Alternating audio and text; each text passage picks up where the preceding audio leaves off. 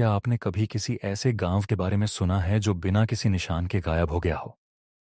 भारत में एक समय में जीवंत और हंसते खेलते लोग जिस गांव में रहते थे, वह अब केवल एक भूतहा सन्नाटा बन चुका है।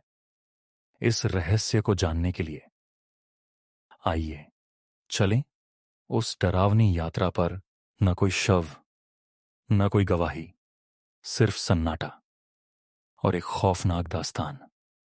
आज हम चलेंगे भारत के उस रहस्यमयी गांव करनाल घाट की ओर, जहां एक बार लोग रहते थे और अब सिर्फ परछाइयां।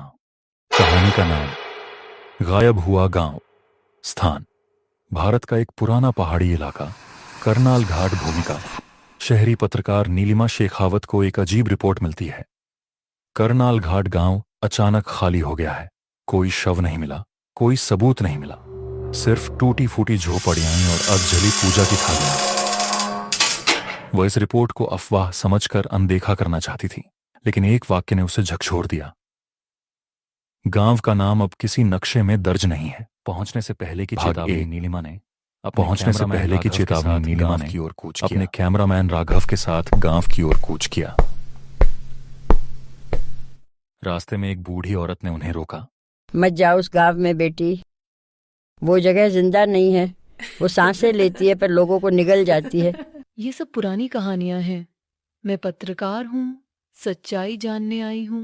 दादी ने उसकी आंखों में झांकते हुए कहा। तो फिर कभी लौटने की उम्मीद मत रखना।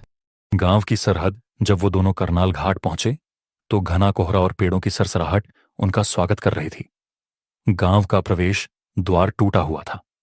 वहां एक पुराना शिलालेख मिला जिस पर लिखा था, ये भूमि शापित है, यहां जो भी रुकेगा वो समय में खो जाएगा। गांव में न कोई आदमी, न जानवर, न पक्षी, बस वीरान घर, धूल भरी गलियां और अधजले चूल्हे। एक रात गांव में नीलिमा और राघव ने एक टूटी सी झोपड़ी में रुकने का निश्चय किया। रात के 1 बजे दरवाजा खुद खुद खुल गया। फिर आई वो आवाज, क्या तुम हमारी कहानी जानना चाहती हो? नीलिमा कांप उठी, पर राघव को कुछ नहीं सुनाई दिया। दीवार पर उभरने लगी पुरानी तस्वीरें, लोग, त्योहार, जलते दिए और अचानक अंधकार। एक बच्चा दिखा जो रोते हुए कह रहा था, वो आए थे उजाले में और हमें समय से चुरा लिया। 1857 का रहस्य। अगली सुबह उन्हें गांव के मंदिर में एक पुराना ताम्रपत्र मिला। उस पर लिखा था कि 1857 में ब्रिटिश अफसरों ने गांव में एक प्राचीन काल यंत्र छीनने की कोशिश की थी जो समय को मोड़ सकता था।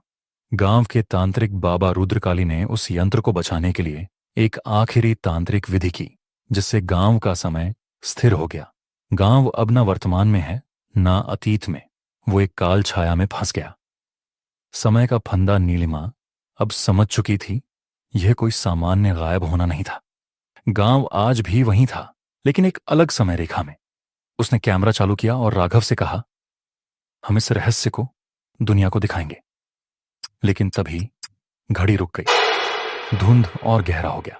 राघव की चीख आई, नीलिमा भागो! पर जैसे ही वो बाहर भागे, बाहर की दुनिया में शांत हो गया। नीलिमा की आंख खुली तो वो एक अस्पताल में थी। उससे पूछा गया, आप 3 महीने से लापता थीं। आपको गांव के बाहर बेहोश पाया गया। राघव का कोई अता पता नहीं था। नीलिमा ने अपना कैमरा चेक किया। उसमें आखिरी वीडियो चल रहा था। एक पुरानी औरत कैमरे की तरफ देखकर कह रही थी, तुमने जो देखा वो सबको नहीं देखना चाहिए था।